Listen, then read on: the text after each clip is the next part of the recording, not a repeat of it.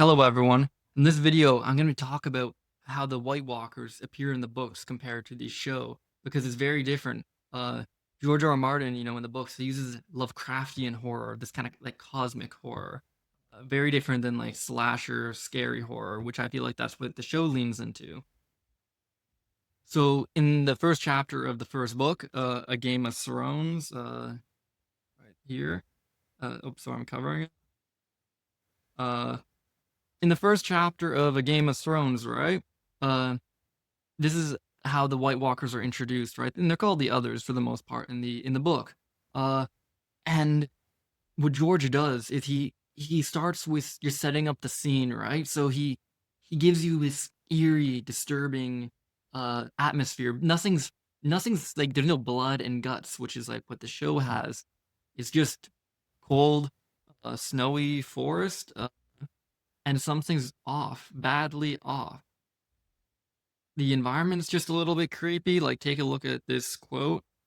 Twilight deepened, the cloudless sky turned a deep purple, the color of an old bruise, then faded to black.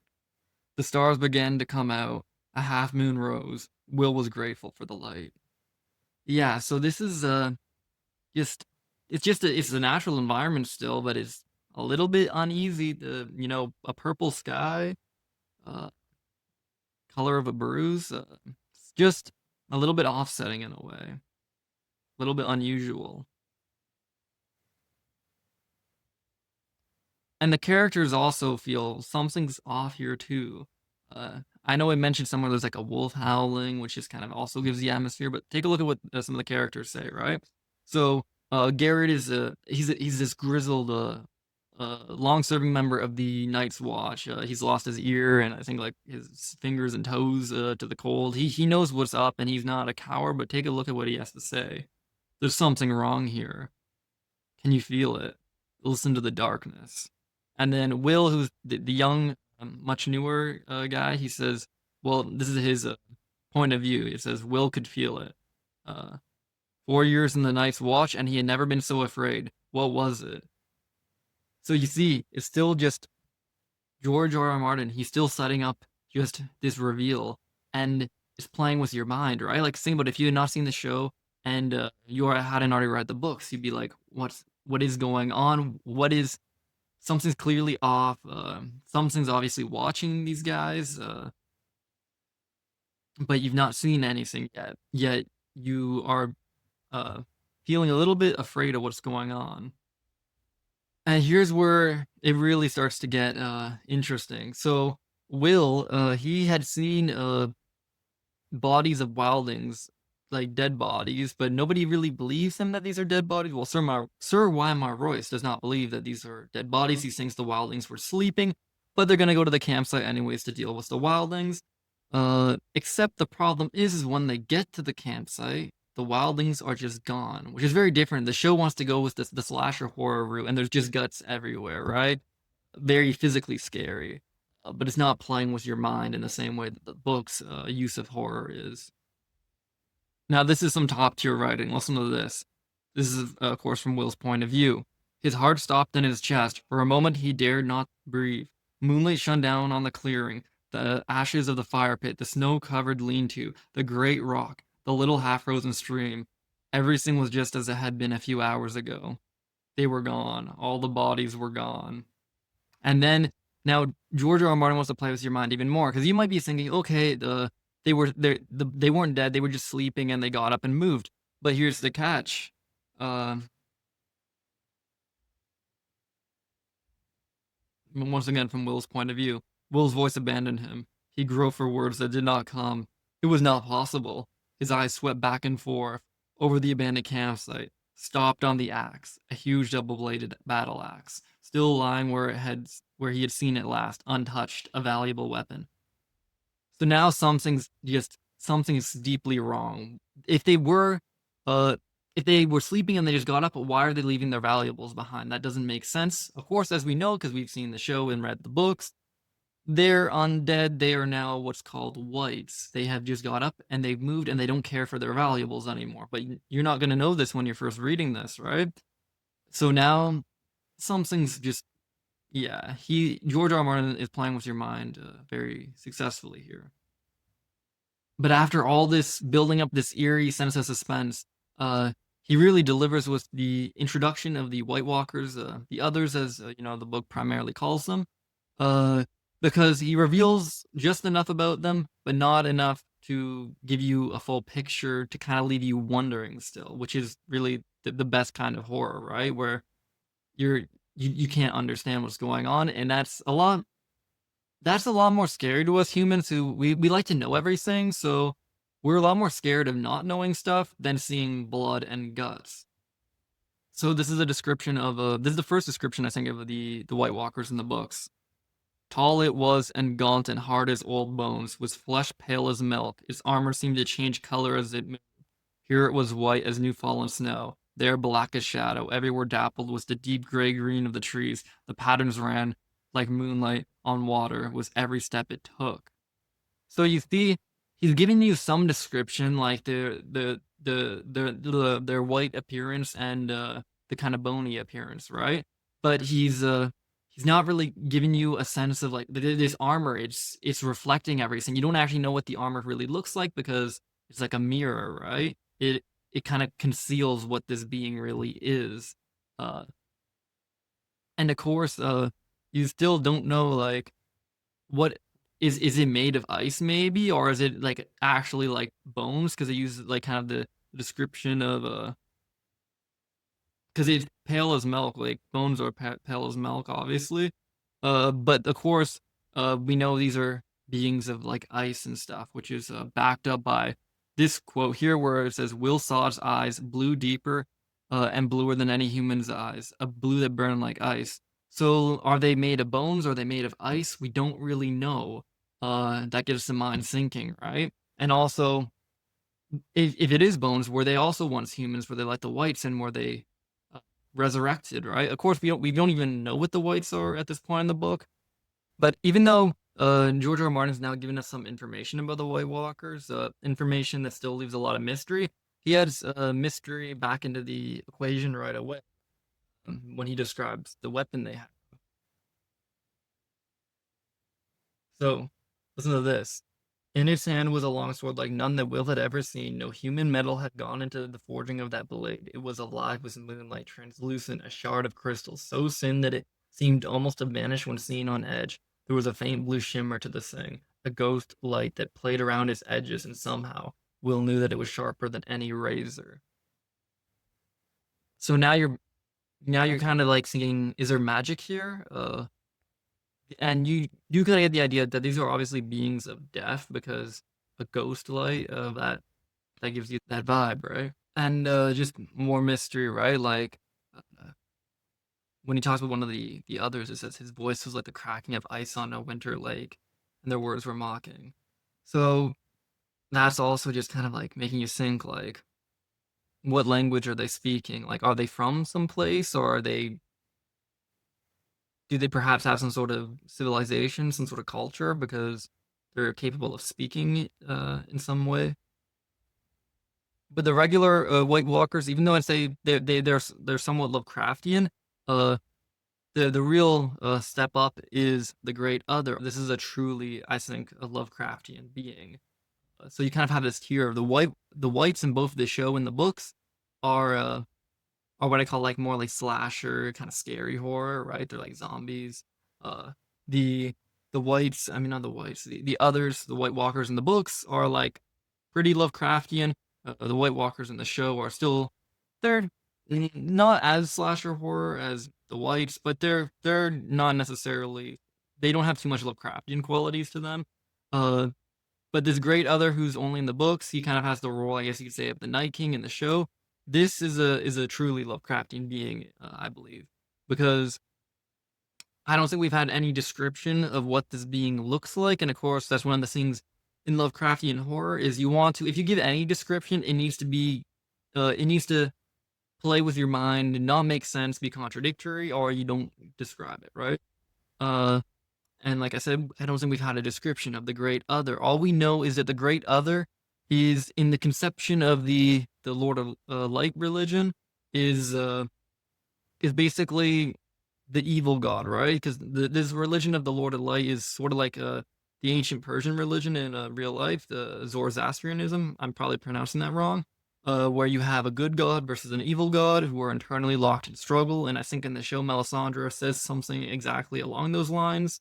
Uh, and yes, the Lord of Light in this worldview is the good god, and the great other is the evil god who represents death and all of these things, cold, right? Versus obviously fire, which is the Lord of Light.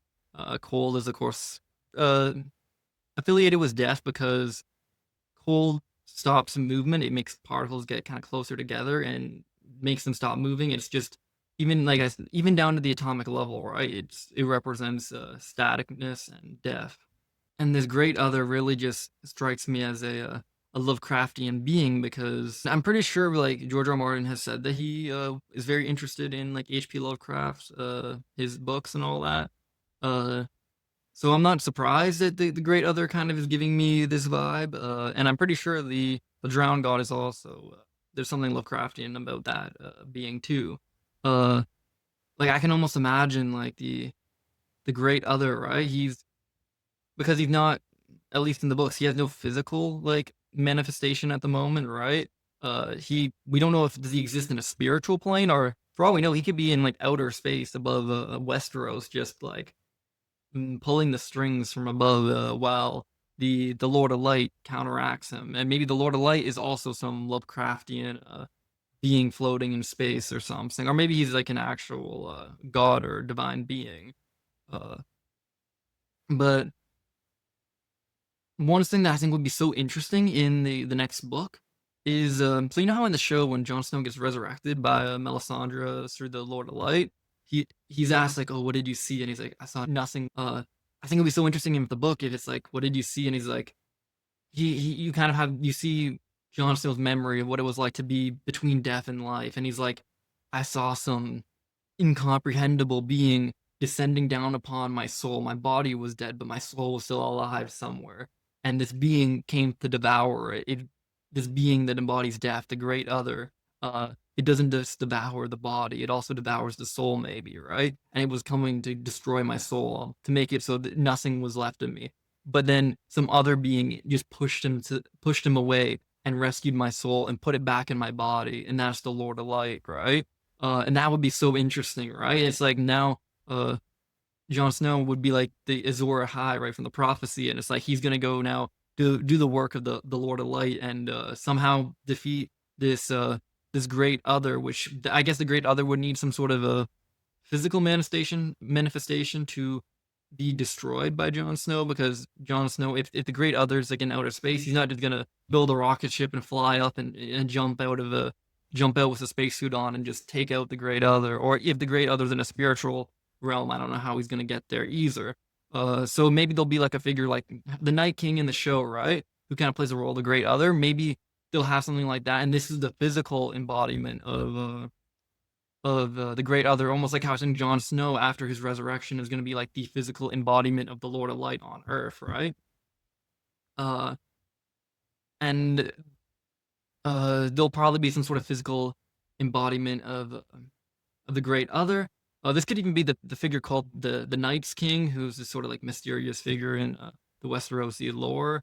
Uh, was a name obviously very similar to the Night King in the show. Uh, there, there could be some ridiculous thing that would be kind of fun. Like imagine if like you get like Hot Pie is killed or something, and he's brought back by the great other. He like as an undead wight, but he's the physical manifestation of the great other. It's Hot Pie versus Jon Snow, and that's the conclusion to the series. That would be pretty crazy. But when you think about it, it could happen, I guess, because the great other is probably a Lovecraftian being who can basically turn a dead body of someone who didn't seem that important into all of a sudden a world-threatening threat. So that would be crazy, but it won't be Hot Pie, I'm pretty sure. But it would also, would be actually cool? Jon Snow takes out Ramsay Bolton, but then Ramsay Bolton is somehow resurrected by the Great Other, and now it's like, because I already made a video where I talked about, Ramsay he's Jon Snow's shadow, right? So it'd be so cool if then Ramsay Bolton is resurrected by the being that opposes the being that resurrected Jon Snow, right? That would just be fascinating, right? Now you have just the shadow versus the self, but on a more like divine or Lovecraftian level. That would be fascinating. And yeah, it's just I think there's a lot of opportunity with these beings, whether they're gods or Lovecraftian beings, to make the story very interesting. Like imagine, if in the end we get like all these gods or Lovecraftian beings are interfering with each other, right? Like you have the Lord of Light, the Great Other, who are obviously locked in some sort of struggle that's going on in the books. But then the drowned god gets involved. Maybe it would be so cool if we saw some from the god of the seven, right? Like he has seven manifestations, but kind of like how in Christianity there's a Trinity. It's actually one God. It would be very interesting if we see that God get involved in what's going on, because we've not seen too much yet from that God. Uh, we've seen a bit from the gods of the old gods, right? With the three-eyed crow or the three-eyed raven. I think the show uses one term and the book uses the other term. Uh, that would be so interesting. We see all these characters getting pulled into this divine or Lovecraftian fight for Westeros. And of course, we even know, like, if you read Fire and Blood, there's some these the dragons, man, are actually have some Lovecraftian feeling origins, even though the dragons themselves aren't necessarily Lovecraftian beings. There's a lot of Lovecraftian horror in Westeros for sure.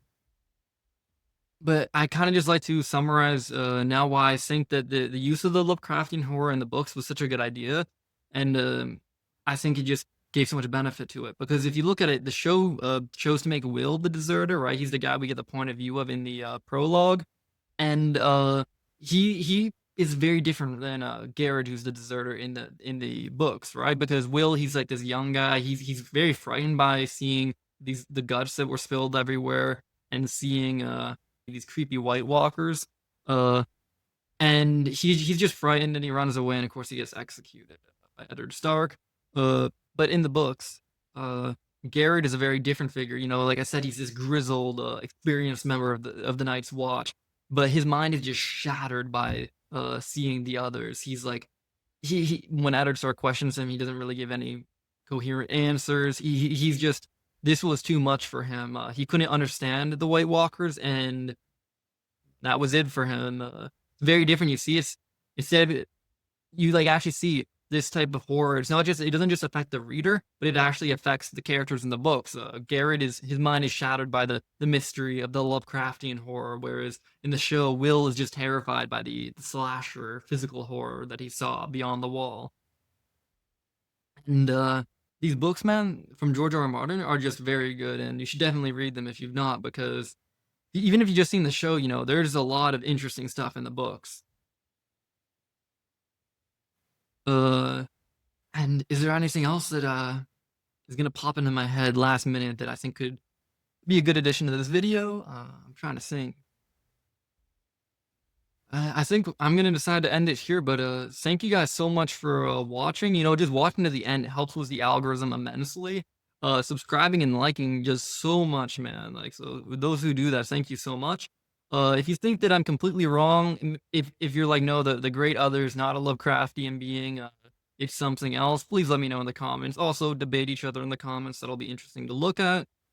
And yeah, when we see Hot Pie be the physical manifestation of the Great Other, that'll be a sight to see. Goodbye.